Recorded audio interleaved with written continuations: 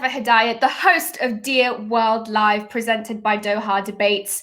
Each week over the past 8, we have come to you trying to understand and unpack how the coronavirus has impacted and affected us all in a myriad of different ways, wherever we live and from wherever you are watching. This week is no different. We are isolated, we're on lockdown, we are physically distancing. But on this show, we do it together, and that counts for something. This week, I want to specifically talk about how gender equality is being affected by the coronavirus pandemic and how the pandemic is impacting women differently to men. Just a warning to you now that in the next few minutes, I will be talking about sensitive issues like abuse. First and foremost, it's important to say that there is a shortage of data when we try to understand how women are being affected by the pandemic in order to paint an accurate picture of what is going on around the world. But from the information and data that we do have, we know that low-income areas are hit harder than wealthy regions across the world. Women are in the lowest paid work. Globally, they earn 24% less than men. Women do 76% of the total hours of unpaid care work globally. They carry more of the weight of caring for the sick and helping to stem the spread of the virus. Reports of domestic violence have gone up since lockdown came into force. Where I am, here in the United Kingdom in London, calls to the National Domestic Abuse Helpline have risen by 49% in the UK, and that pattern has been echoed around the world. Let's talk about education. Study after study has proven that girls in developing countries who miss school due to closures of schools are less likely to go back when they open than their male counterparts. So, what should our response be to this moment? All of these problems existed before the coronavirus, but the pandemic will make it worse. Can this be a moment for us to reimagine and reshape our ideas about gender and reaching equality, which should be all of our mission? To answer these questions, I'm joined by two magnificent guests who I will introduce to you in a moment. But first, you are my honored guests. Those of you who are tuning in from around the world, watching Dear World Live right now, you are so welcome. Over the last 2 months, you have sent in your thought-provoking comments, your brilliant questions, and told me how the coronavirus is impacting your life. And this week is no different. Write in the comment section of wherever you're watching on Facebook, Twitter, or YouTube about how gender equality and women and men have been affected by the coronavirus pandemic. I will feature as many of your questions and comments in the show as I can. For now, just tell me where it is you're watching from. Say hello. Without further ado, let's bring on our guest. Today, I'm joined by Dr. Alaa Murabit. She's a medical doctor and a recipient of the Nelson Mandela International Changemaker Award and one of the 17 Global Sustainable Development Goal advocates appointed by the United Nations Secretary General. She's founded and spearheaded the Voice of Libyan Women when she was just 21 years old. She's also served as a board member of the Malala Fund, which leads me nicely to my second guest. I would like to introduce Ziauddin Yousafzai. He's a co-founder of the Malala Fund and is, of course, the very proud father of the Nobel laureate Malala Yousafzai. For many years, he served as a teacher and a school administrator in his home country of Pakistan. Ziauddin and Malala founded the Malala Fund in 2013, and together they fight for girls' rights to free, safe, and quality education. And all the way from Mexico City, I am joined by Ciela Hersey. She is connecting to us via our shared studio partners, and she is either learning or studying in a degree for language interpretations. Ciela, I'm going to come to you in a moment, but for now, I want to talk to my guests. Dr. Murabit, you moved to Libya from Canada, from Vancouver, which is where you are at the moment, at the age of 15. And a few years later, you formed this amazing idea that you had, Voice of Libyan Women, the group. Can you tell me a bit about why you wanted to look at this issue about raising women's voices at such a young age? I moved to Libya from Saskatoon, Saskatchewan, which, if anybody knows, most people are like, where is that? In the prairies in Canada. And I moved when I was 15 after I had finished high school. And in the final year of my medical school, the Libyan Revolution broke out. This was in 2011. And I think what was critical And what is actually mirrors the current corona crisis that we have right now is the reality that in conflict there are these windows of opportunity. We know that statistically, right? And we felt like that moment really opened the door for women's increased participation. And what became clear was throughout the revolution, women were taking leading roles. They were on the front lines. They were doing a lot of the incredible, foundational work. They were supporting the soldiers on the front lines. They were in hospitals and clinics as nurses and doctors. They were transporting materials, etc. And yet, when it became a political conversation about leadership, unfortunately, they were sidelined. And so the Voice of Libyan Women was really a reaction to that, saying that, we have this window of opportunity. We're clearly doing the work, and we need to be equal partners in this conversation.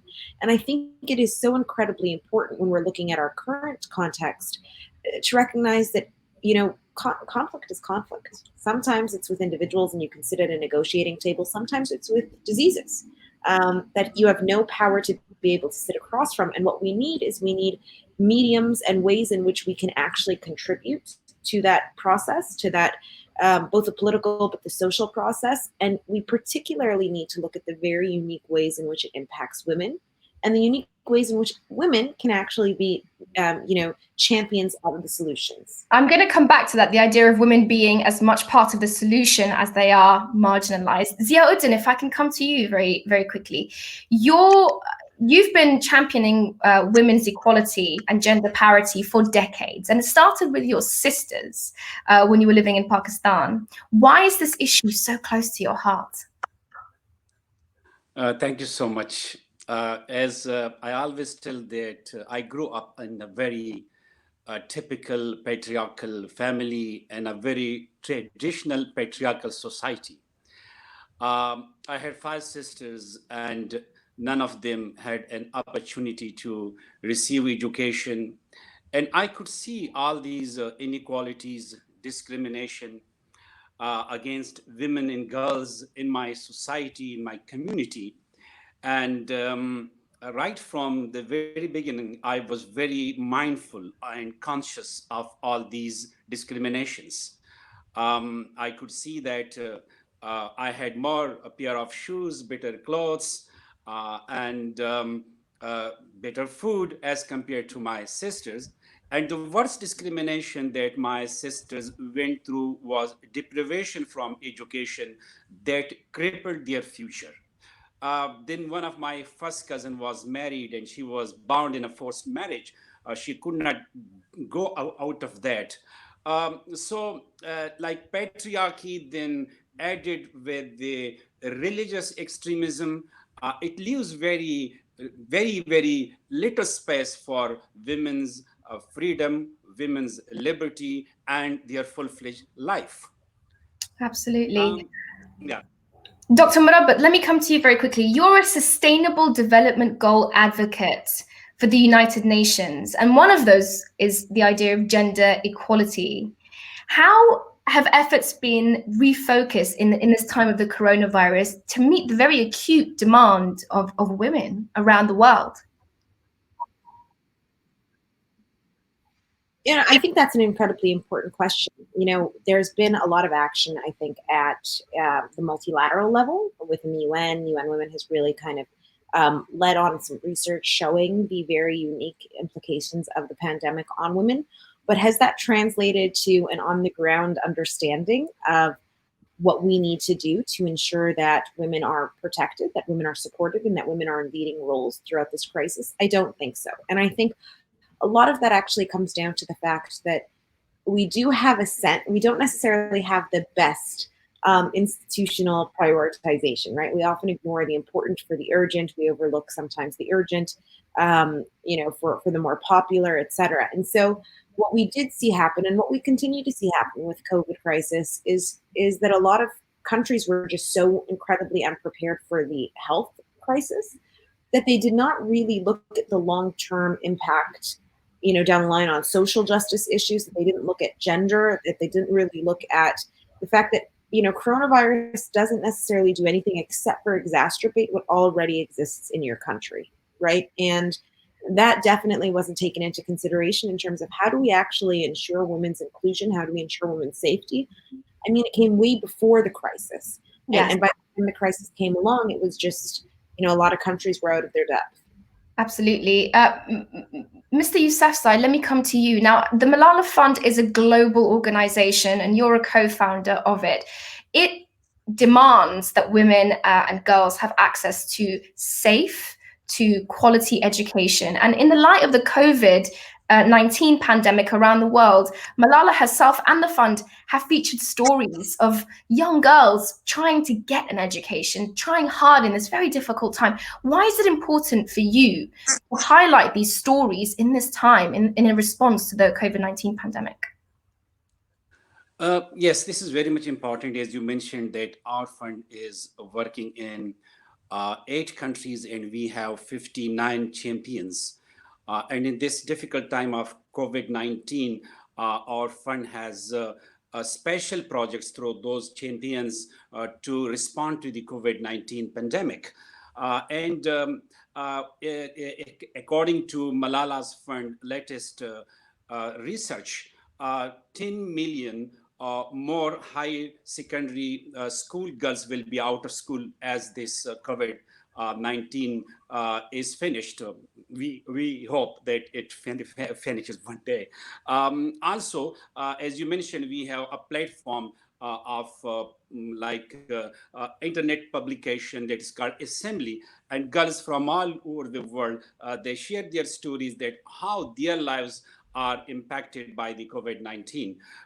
So yes, we are doing a lot of work, and this is so much important that what is happening to girls and women all around the world, to highlight those stories, that is the first thing to do. As we know that women's situation and their lives, even before pandemic, it was not like they are lagging behind than men. There is discrimination, inequality, and it is not only in the patriarchal societies, but we see sexism, misogyny, male chauvinism in all societies, right from the villages of Afghanistan and Pakistan down to London and New York. We see there is problem in payments for the same job which is done by men. Women are not paid that much. And then we see, for example, I will take the example of health services. 80% of the health services workforce is female, but when it comes to the top positions, then 20% are there. So it means that this discrimination in any inequalities there. One thing that is very much important, that just you imagine or think about a woman in Afghanistan. You are from Afghanistan, basically, that's why I mention it. Pakistan, a woman she has very limited freedom of movement. Like the only occasion she goes out of her home for socialization is a wedding ceremony or condolences or a baby's circumcision. Apart from that, she is limited to her 4 walls. And this pandemic have limited their socialization further because you are not supposed to leave your home. And adding to that, when men stay at home, because of the pandemic, if the men are nice, maybe like me, I try to be nice. When the men are nice, then they help their boys, because in these days I'm very much involved in home chores, like cleaning, hoarding, and Turpeke, my wife is very grateful. And tell you a story that a few days ago, she was so grateful for my work in home chores that she came and she hugged me, kissed my hands, that you are doing great. And I had tears in my eyes that she was doing this job for 26 years and never reciprocated in that way. So, I mean, if the house is nice, then it's okay. But just think of the families where husbands are violent, where husbands or brothers are aggressive, and they are bully their or controlling, sir, or controlling. Absolutely. And adding to that, then, if there is no system from the government, like support system, assistance, helpline, or shelter, that they can complain. So really, their life becomes a hell. So these are very difficult days because already women are suffering because of all the issues I mentioned, and this pandemic has exacerbated that situation. So Mohammed wants to know what the topic is of the debate. Today on Dear World Live, we are looking at the way that the coronavirus is impacting gender equality and women differently to men. You guys have been sending in your amazing questions and telling me where you're watching from. Keep saying hi, keep those questions coming in. I'd like to bring in both of our guests at this point and ask you a very important question. Let's start with you, Alaa. There's a lot that the coronavirus is going to change in our lives. Before we had one way of life and after it will be different. What should we take forward with us that was going well for us, and what burden and what baggages should we leave in the past when we enter this post-corona world? Let's start with you. You know, we had an interesting conversation about this the other day. Is you know, the period of coronavirus was actually kind of a proof of concept for a lot of climate scientists who've been saying, hey, listen, if we were all to, take advantage of the environment less, we'd actually be doing a much better job. And we see that, right? The air is clearer, there's less pollution, oceans are clearer, we're seeing animals, entering cities in a way that they haven't before. And so it's actually proven what a lot of environmentalists have been saying for a long time. And in that same way, what I think it is incredibly important when we look at the gender dynamic of coronavirus is that we need to recognize you cannot, in the middle of a crisis, fix something that is decades old, that is rooted in equal foundations. And what I mean by that is, we all wanted, once the virus made it very clear that domestic violence was increasing, femicide, that's the killing of women by intimate partners and others, was increasing. When that became more and more apparent, people started saying, wait a second, these numbers make it look like this was a pandemic even before Corona came. Yeah. And the fact that, a woman is killed by an intimate partner every 6 days, every 4 to 6 days on average around the world, in some countries much more frequently, right? So I think there is a recognition now that what we need to be looking at is the actual foundations of conflict. So coronavirus, it took advantage of a very clear unequal system, and kind of that ecosystem. It's not just a health crisis. We're not talking about a health crisis. We're not talking about getting more nurses and doctors and PPE. That in and of itself isn't sufficient. What we are talking about is that apparatus, that holistic ecosystem of equality. So if we're talking about women's rights, we need to be talking about the lives of Black people. We need to be talking about the reality. When we're talking about girls' education, we need to be looking at girls' education not only in Afghanistan or Pakistan or Mexico, but we need to be looking at the impact of girls' education and how we've been measuring it globally. Because we know those are the things that actually progress society. Absolutely. Mrs. Ziauddin, what about you? What do you want to take forward, hopefully, into the post-corona world? And what burden should we leave behind? Look, this COVID-19, I mean, it's like a teacher. I call it a teacher, very harsh and tough teacher. Are we as human beings able to learn from it or not? If we learn, we will move forward. Yeah. If we don't learn, we will stay where we are. So as a human being, and I'm not wishing for the old norms, where there was inequality, discrimination, hate, racism, as Alaa, my friend, mentioned. I will be dreaming for, or I will be struggling for the new normal. We are dreaming for a new normal where there is no discrimination based on gender, race, or color, or faith. We should be struggling where there is no racism and sexism and misogyny. Also, like I should tell you that there should be in the new normal which we should long for. There should be in patriarchal societies, we should fight against this patriarchy in our minds, and women should be included in every sphere of life, socially, economically, politically, and the most powerful equalizer is education. So as Malala Fund its aim and dream and vision that every girl should have a right to choose her future, and that is possible after education. So it's very simple. We should not long for the old, outdated normal life. We should struggle for a life that go with new normal, and the new normal should be equality, justice, opportunity for everyone.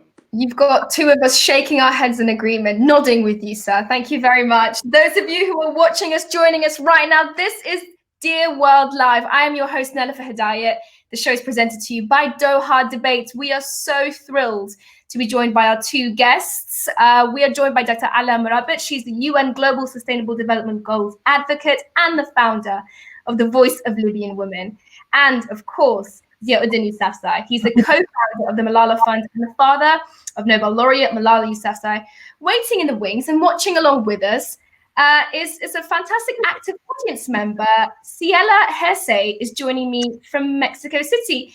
Ciela, I want to come to you now. You've listened to a lot of what our two guests have had to say. How do you feel about what we've been chatting about so far?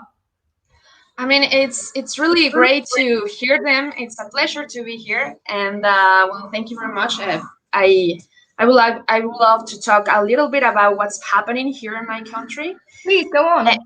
And well, violence here has increased a lot due to COVID-19, and this is mainly to overcrowding, the personality of the family members, and of course the macho mentality, right?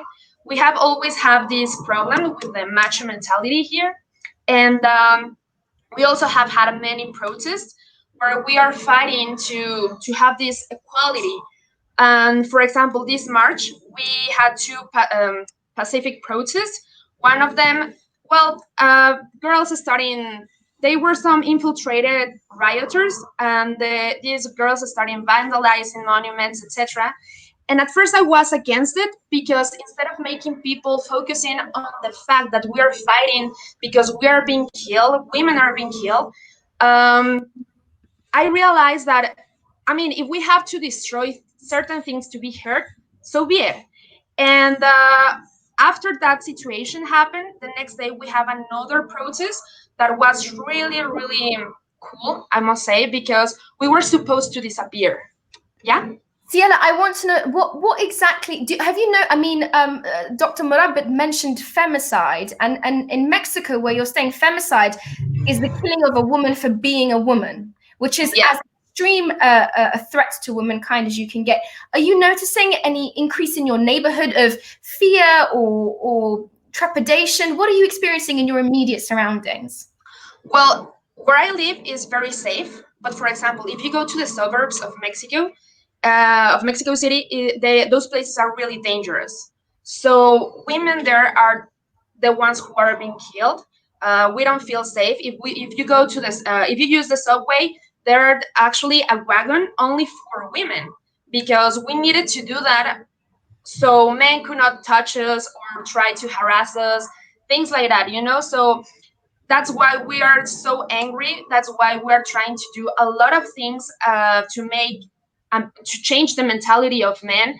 I've seen that friends around my age, I'm 30, are trying their best to change this mentality, but still, you know, it's part of the culture, unfortunately. So it's kind of difficult to change that. I want to talk about that actually in our group discussion, because now I want to bring everyone in. But Ciela, you have a question for our guests first. Go ahead. You wanna ask that? Sure. Yeah. The first one is for Miss Alaa. And in Mexico, elderly women are normally seen as fragile and dependent subjects who lose their voices over the years. However, these women are often the ones who sustain households economically and emotionally. How to educate men and younger women to avoid that vision that denigrates these elderly women? I'm going to come to Alaa first, and then Mr. Ziauddin as well, I think, because you're nodding away there. Alaa, please. I think that's a pretty important question for multiple reasons. I think it's something that's not unique to elderly women. We also recognize that women with disabilities face that same type of marginalization, as do women from different socioeconomic backgrounds and races and religions, depending on the country. So that negation of women's leadership and rights is something that is pretty universal. And in every country, it just kind of changes which group is being negated.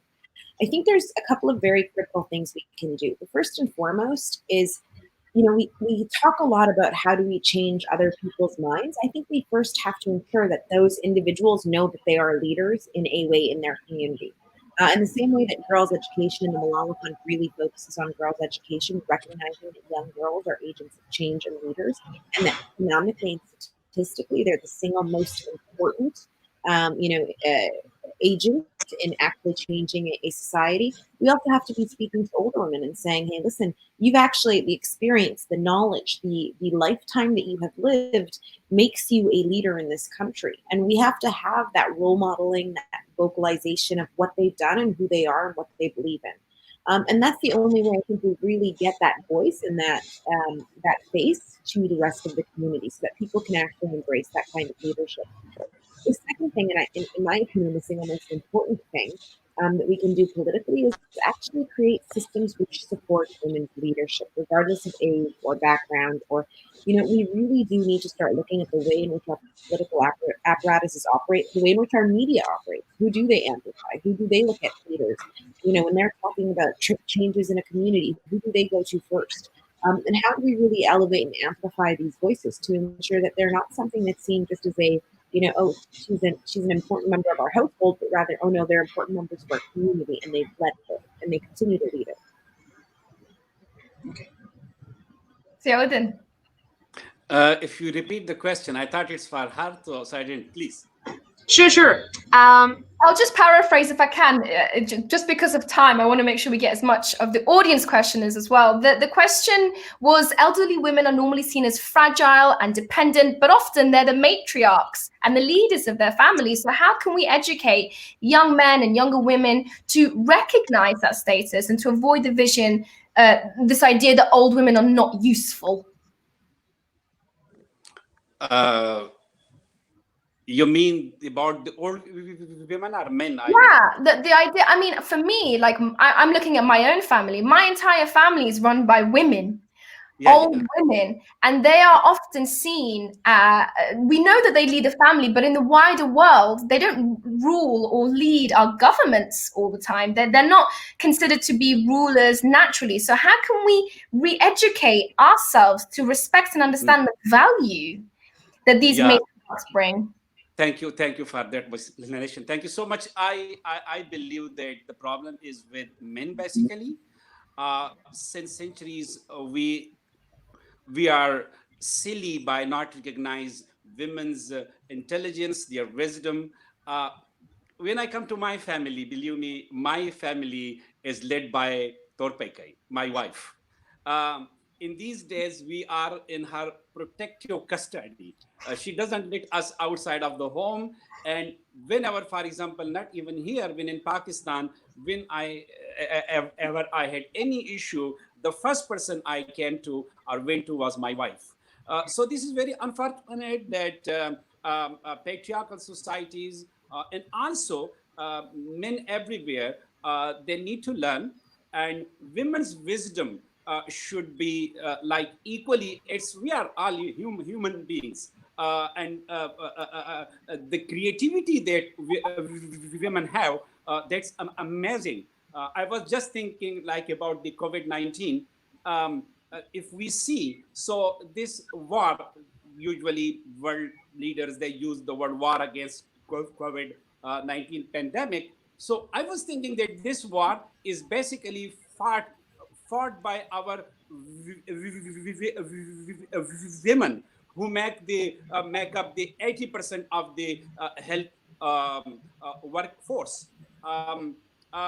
About men, I must say that, as I already told, that men should fight against the patriarchy in their minds. They should believe in their daughters, their sisters, their mothers, and this will make our life beautiful. when there is equality, when everyone prospers, that helps everyone. Ciela, what a lovely question. And we've had actually quite a few come in, so I'm going to try and get to those. I'll say some of them now, if you guys can borrow it in the back of your mind. So we've got a question here from, I'm going to try my best to pronounce this, Raif Gelayed. That's the best I can do, Raif, I'm sorry. And Raif says, what can governments do to end violence against women? We've got another question here. I'm just scrolling in to see. This one is from Ms. Jolayemi. Ms. Jolayemi says, Dear Alaa, considering that a crisis in the magnitude of COVID-19 was not considered while designating the 2030 agenda, I guess these are the sustainability goals, do you think globally we are on track to achieve this goal by the target date? So that's a very particular question. Another one from Hugabear. Has COVID led to more domestic violence against women? Or how do we measure this if there are more young girls getting married off? So just a couple of the ideas of questions. Does anyone want to tackle that first one? What can governments do to end violence against women? What do we think that governments, what is the place of the government in this issue? Who wants to tackle it? Does anyone feel passionately? Oh, I'm happy to. So there's a couple of things that I think are pretty critical. I'm also going to answer Dr. or Ms. Jolayami's question as well on the 2030 agenda, because I think they're actually quite connected. We didn't really take a look at the COVID as something at the level of, coronavirus pandemic when we were looking at the 2030 agenda. And I think it's pretty important for us to actually recognize that that was a blind spot. There have been scientists and doctors predating the 2030 agenda that really did highlight it, but for it to have created such a global standstill was not anticipated. And I do think that what we're going to see, unfortunately, is a lot of governments now act a bit reactively, and instead of focusing on kind of the 2030 agenda and really that ecosystem and that environment of sustainability, looking at things like reducing poverty and climate change and gender equality, et cetera, we're going to see a huge focus on health security. And I think it's pretty critical for us to push our governments and recognize that you cannot focus on health security in a silo. It cannot exist on its own. Health security is dependent, as Zia was saying, on the healthcare workforce. It's dependent, as we've been discussing, on social norms and a social contract, and people really, people holding themselves accountable as a community as well. So it's really critical for us to continue to look at sustainable development goals as kind of that lighthouse in that direction, and continue working towards them. The second question about how do governments really, violence against women was a pandemic before Corona was, right? And when we look at the impact, and I think just given the topic of this conversation, the impact this pandemic has had on women isn't limited to violence against women, right? That's one aspect. We're also looking at the fact that women are working a lot less in terms of actually, delivering on their jobs. They're working at home. They're trying to juggle children.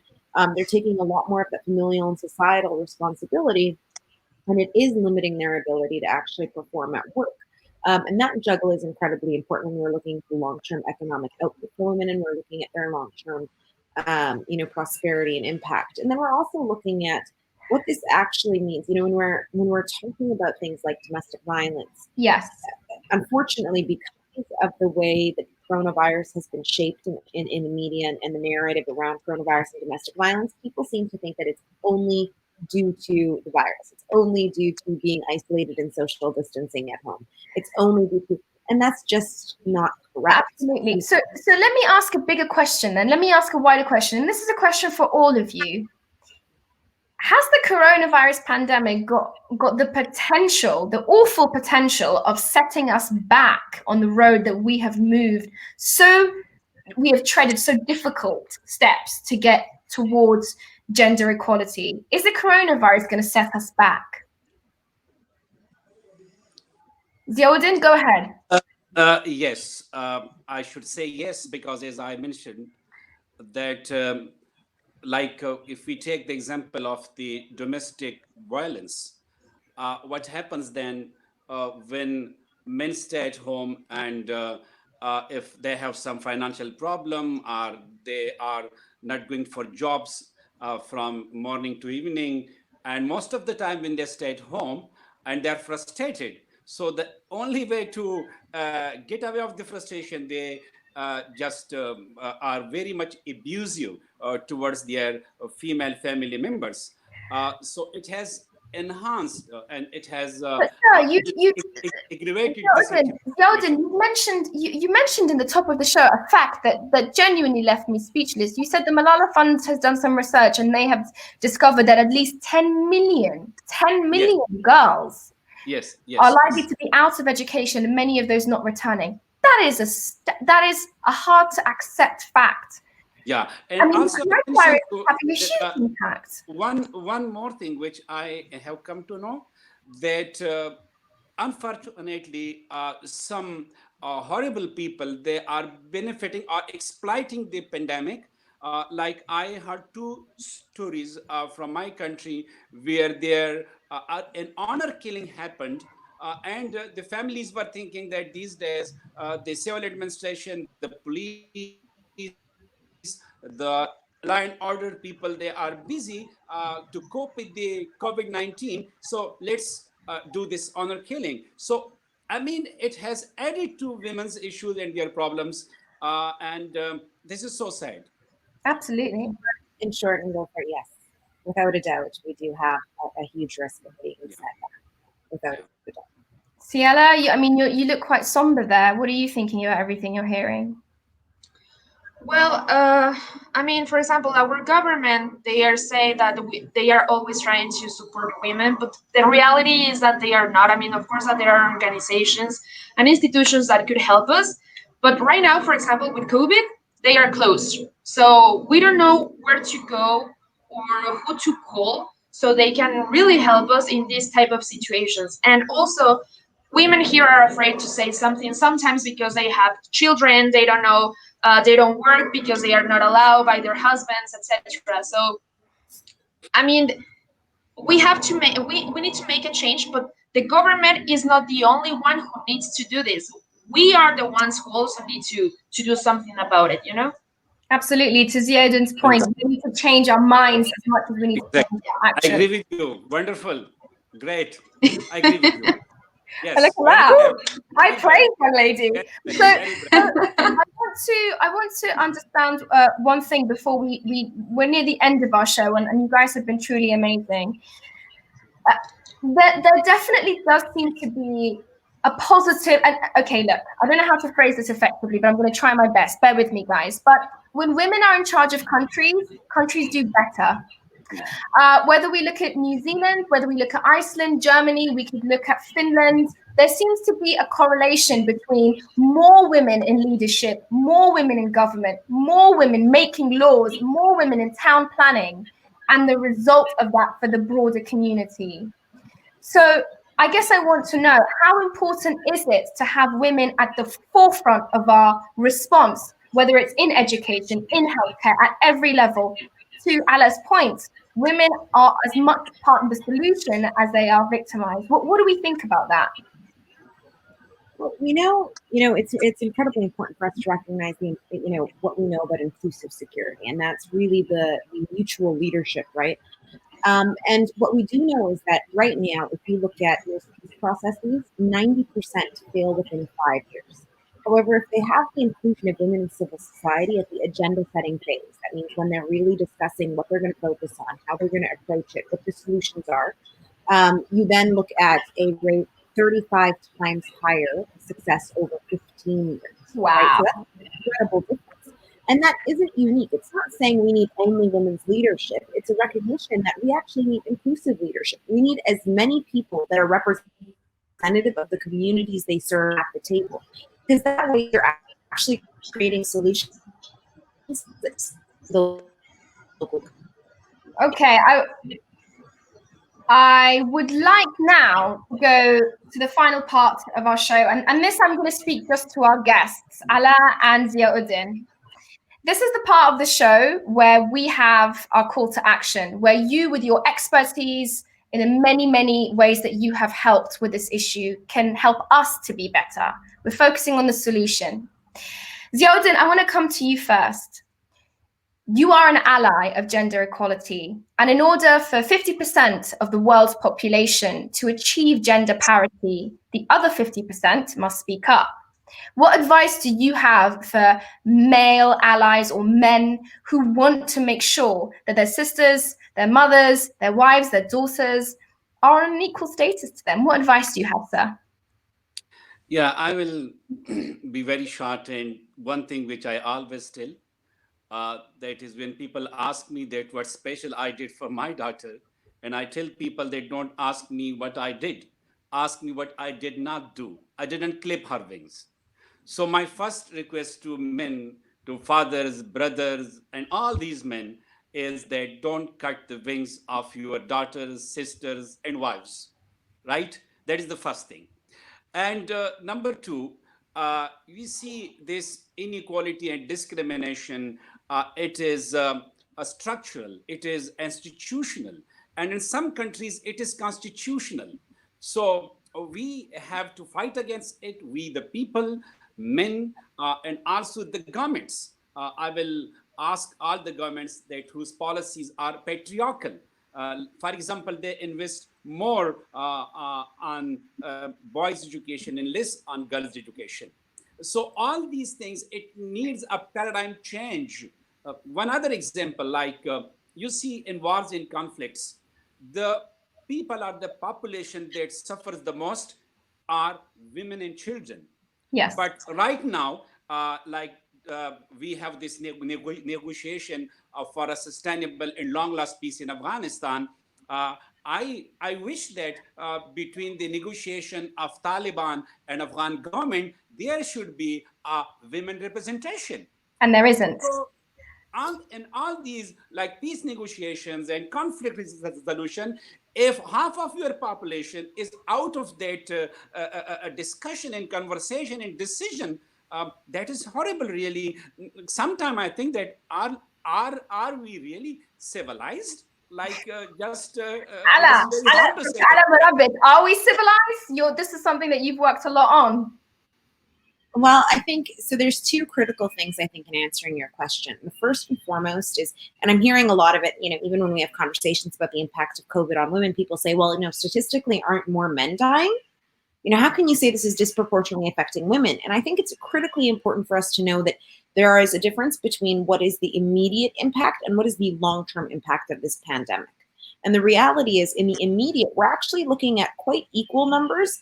But more important than that, we're actually looking at a lot of those kind of, side factors, that things like domestic violence, things like economic output, to be impacting women more. In the long term, we recognize that things like 10 million more girls out of school is going to be detrimental not only to those 10 million girls, but to those entire communities, to the long-term prosperity and sustainability of those communities. So it's really easy for us to look at that superficial headline and say, no, men are being affected more.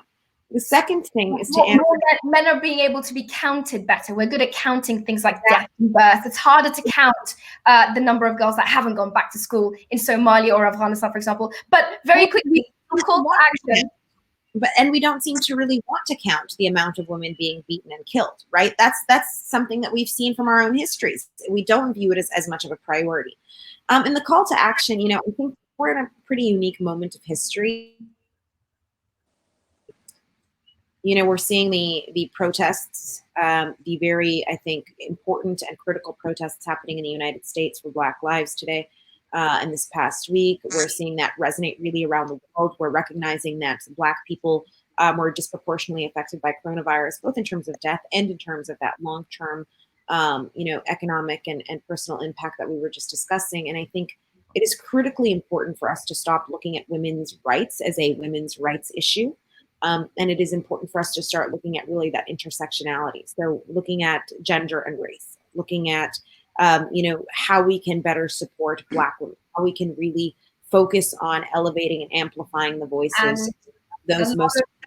A lot of our hope and aspirations are put into both of you as our guests and people who are actively working in this space. That is all the time we have for all of you guys. Bring everyone up on the screen at the same time. My greatest appreciation and thanks to all of you. Dr. Alaa Murabit, the UN Global Sustainable Development Goals Advocate and the founder of the Voice for Libyan Women.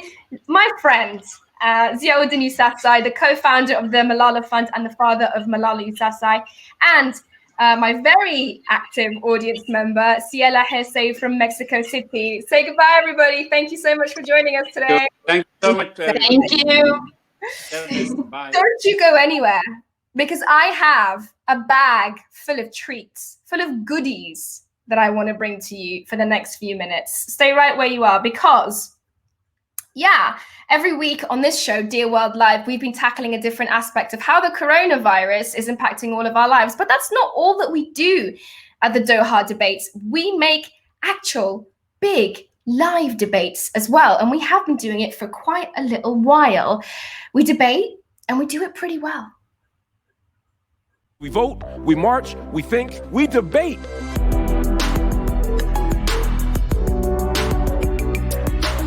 Now, our aim is to take on some of the world's most divisive issues. Capitalism was built upon the back of the transatlantic slave trade. How do we demand social justice?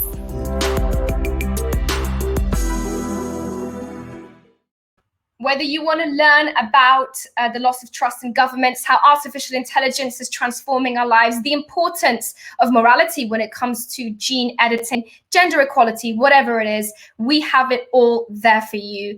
DohaDebates.com/debates. You can see all of the debates that we've had and learn about the debates we have coming up. Our wonderful speakers don't argue about different problems. We argue solutions.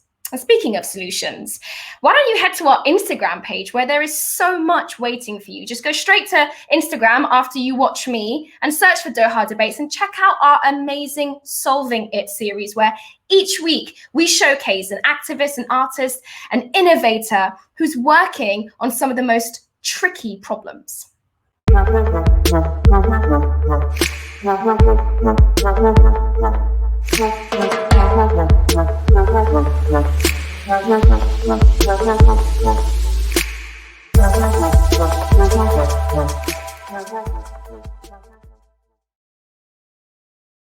You can learn about some of the most influential and possibly least known heroes that you've ever seen. I challenge you to go to our Solving It Instagram page and not be inspired. It's not possible. In fact, you can nominate your own Solving It hero. Is there someone that you think we should all know about because of the amazing heroic work they're doing? Just get on to dohadebates.com/solving it and you can nominate them and we will feature them on our Instagram page. And if you've not had enough of me, if you'd like to see a little bit more of what I do, I've gone ahead and made you an amazing 19-part podcast called Course Correction, where over 19 episodes, over the course of 19 episodes, I made some very, very personal changes in my life because of challenges that I set myself to understand how the world's biggest problems can be tackled with just one person. Problems like these. So I'm daring myself to do just that. The challenge is to only live on 50 liters of water a day. How do you shower? Well, I haven't showered. There's no point in trying to understand football and equality if I'm not going to play it and get involved. So I am about to go out on that pitch and humiliate myself in front of at least 35 people. And you can listen to how I humiliated myself trying to play football on Course Correction, which you can download on wherever you get your podcasts. We make a lot. I told you, Doha Debates, we're pretty prolific. But just because this is the end of the Dear World Live Season 1, I hope, doesn't mean that I disappear. No, I'm very much alive and well, thank you very much. And you can catch up with me, send me your thoughts. What do you think of our debates? What do you think of the podcast? What do you think of Dear World Live? These are my handles. I am on Twitter at Nellifer, and you can find me on Facebook and Instagram, nellifer.h. I always want to stay in touch with you.